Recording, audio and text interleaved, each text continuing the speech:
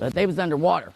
Multiple rivers are at major flood stage, and actually I've seen a lot of these rivers reach historic levels. Some people saying I've never seen water get that high where I live in western Kentucky, over in Alabama, Arkansas, because this one system sat up for days. I want to show you some of the video that came from this. Some of these images are absolutely harrowing that was associated with this.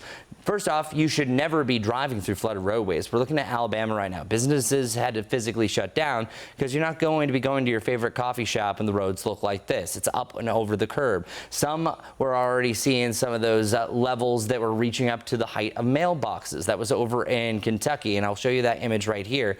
And the sewers are just completely overwhelmed at this point. And this image that you're seeing here in Kentucky, about 19 were killed by severe storms in general associated with this system, but it's this area that reached multiple record levels. I know one river reached a crest of 47 feet that was just south of Lexington. The previous record was 46 feet. So I've actually counted so far 5 rivers all-time record amount of rain, because they saw about 12 to 13 inches of rain. That's the maximum that I saw so far from my digging over a 72-hour period. That's 3 days of rain. Helene was a different beast because we actually saw about that amount of rain before Helene even arrived. That's why the maximum amount was about 30 inches. And if you had a tropical system, that's always going to be the case in scenario. But something that's a little bit more inland, just around the Kentucky area, this is a big deal. So here's the river that I was talking about earlier popping up.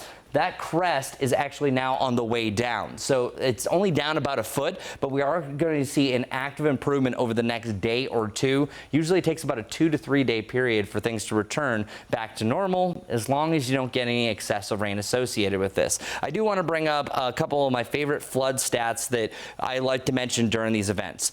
Whenever you have 6 inches of moving water, and we saw a lot of cars driving through that, that's enough to knock a person down.